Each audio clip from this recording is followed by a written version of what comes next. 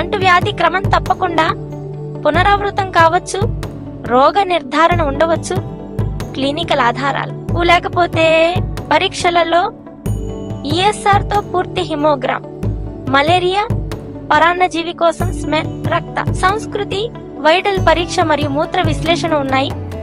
జ్వర సంబంధమైన అనారోగ్యం 2 వారాల కంటే ఎక్కువ కాలం కొనసాగితే మూత్ర సంస్కృతిలో కూడా ఎక్స్రే ఛాతీ సూచించబడుతుంది. శ్వాసకోశ లక్షణాలు లేకపోవడం, ఏదైనా అసాధారణ ద్రవ సేకరణ నమూనా తీసుకోవాలి.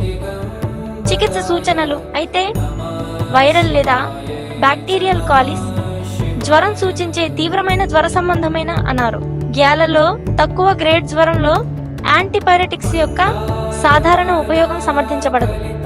ఇదే ముఖ్యమైన క్లినికల్ చికిత్సను ముసుగు చేయవచ్చు. నాన్ ఫార్మకోలాజికల్ చికిత్స హైడ్రోథెరపీ మరియు విశ్రాంతి ఫార్మకోలాజికల్ చికిత్స నాన్ స్పెసిఫిక్ ట్యాబ్ పారాసెటమాల్ 500కు 1000 mg/కు 8 గంటలు లేదా ట్యాబ్ ఇబుప్రోఫెన్ 400కు 600 mg 8 గంటలు. నిర్దిష్ట క్లినికల్ మరియు ప్రయోగశాల సూచించిన కారణాన్ని బట్టి యాంటీబయాటిక్స్, యాంటీమలేరియల్స్ మూల్యాంకనం. ఫలితం చాలా జ్వరం ఉన్న సందర్భాలలో రోగి స్వయంగా కోలుకోవచ్చు లేదా పదే ఏ క్లినికల్ మూల్యాంకనం మరియు పరిశోధనల తర్వాత రోగ నిర్ధారణ జరుగుతుంది.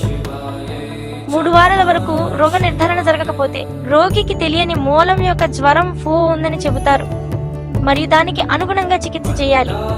రోగి విద్య స్వీయ మందులను నివారించాలి. వైద్యుని సలహా మేరకు మాత్రమే యాంటీబయాటిక్స్ తీసుకోవాలి.